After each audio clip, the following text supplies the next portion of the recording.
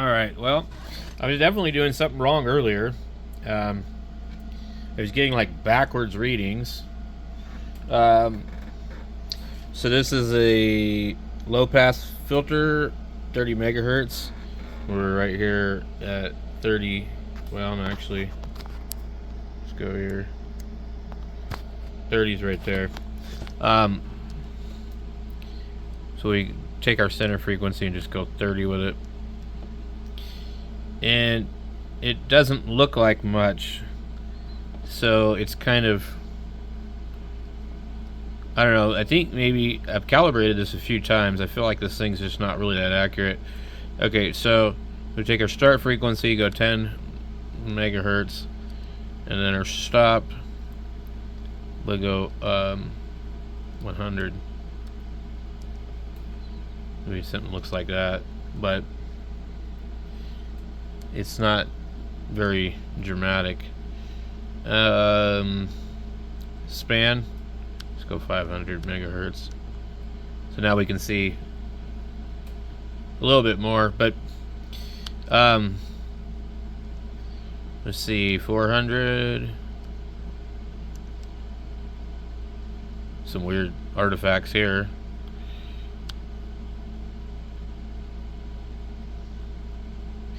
$300.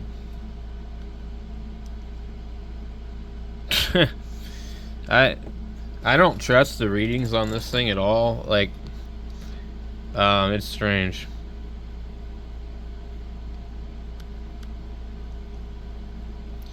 So we're getting some weird stuff. 100 megahertz band. See, now it's like not even there. So start 1 megahertz.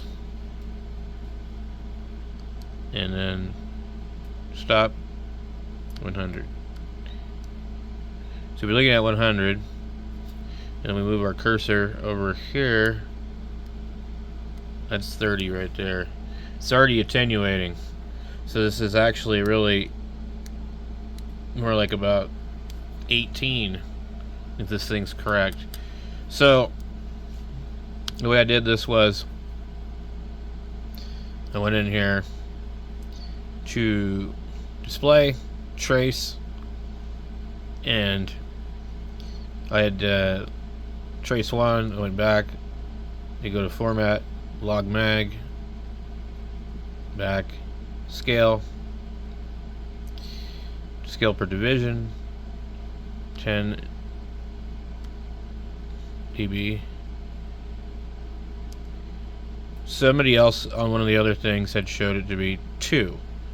So I think 2 looks better. So if we look at it like 2, it actually looks a little bit more like it's supposed to. So let's go ahead and come over here and do this one. Okay, so without changing anything, we can see what we have here. We need to go to a different frequency because this is a 100 megahertz high pass filter. So we need to go to Mac stimulus. We'll need to put our center at 100 and just see what it pulls up. So it looks pretty good there. At 2 dB it looks good, but if we were to put it at like what these other guys were doing, they were going 10, and 10 just ends up being too flat on this. I don't know why. So in actuality, I think 1 would be much better. So we can move our marker over here to measure it.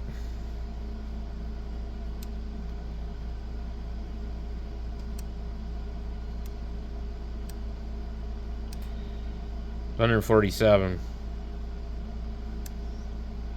and 80. So I really don't trust this board, but I don't have anything else to compare it against, so maybe it's this. So it could be just this, I don't know. But the thing is with this thing, if you don't use it a lot and you don't know how it works, you're not going to get accurate readings.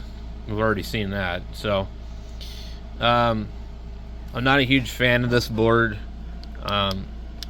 You know, there isn't any other choices really out there for this kind of stuff, but these are really hard to pull off of there, and you kind of gotta go like that.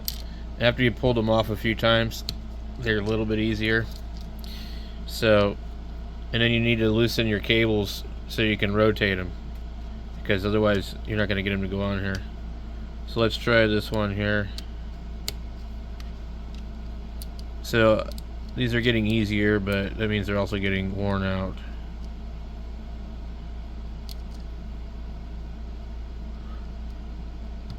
If it doesn't want to go on, don't force it.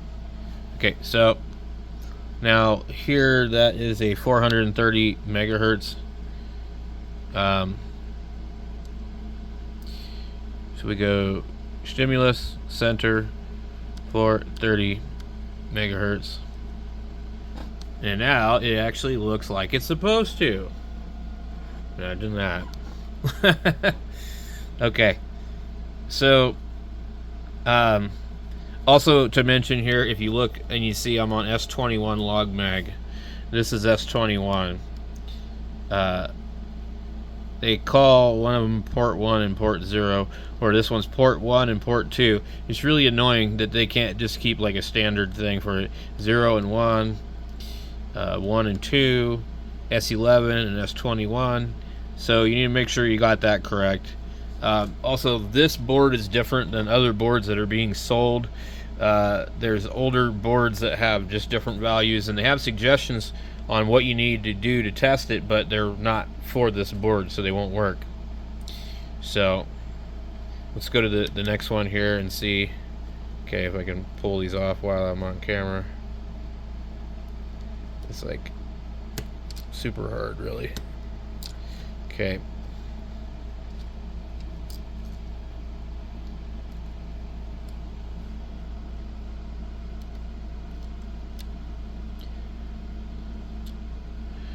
Does not want to go on. Alright, so we are set. It's a band stop filter at 6.5 megahertz. Okay. Let's go center.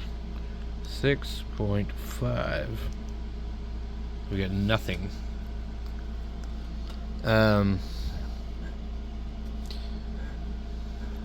Okay. Let's go start 1 megahertz. Stop 20 megahertz. Nothing.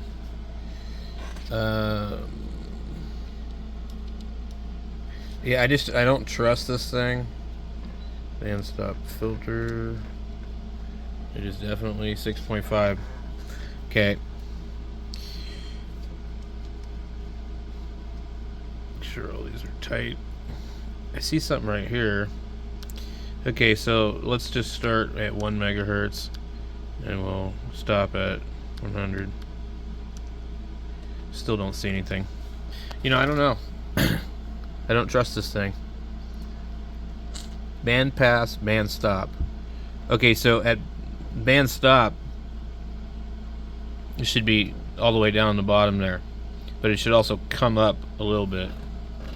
So no matter what I did, I can't get that one to work. So here's the Smith chart for 33 ohms, SWR 1.5.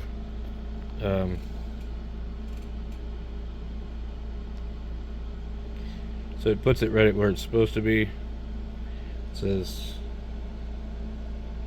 50 ohms. I don't know. That's where it shows it to be. So if we try this other one, what's it going to read over there? Reads exactly the same. I wonder if one of these cables is no good already. Like, okie dokie. So we got, let's see here. Okay. Right there. It's supposed to be in a little bit further. So it's reading 65. 0.9. What I've noticed too is if we zoom in on here and we read the number, it says X58 on that.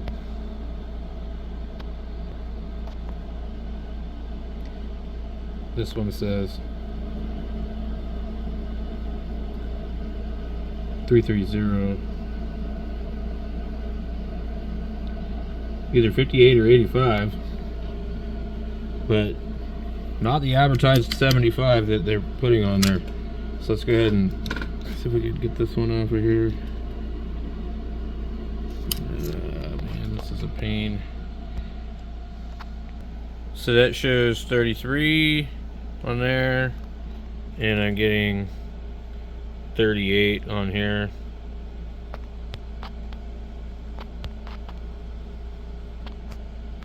It's not focusing. So I would say that the Nano might be off.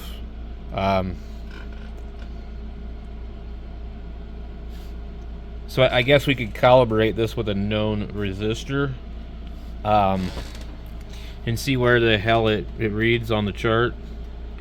But so far, I'm not impressed with this thing, and I'm not sure that my Nano VNA is accurate anymore. I don't know what to tell you guys.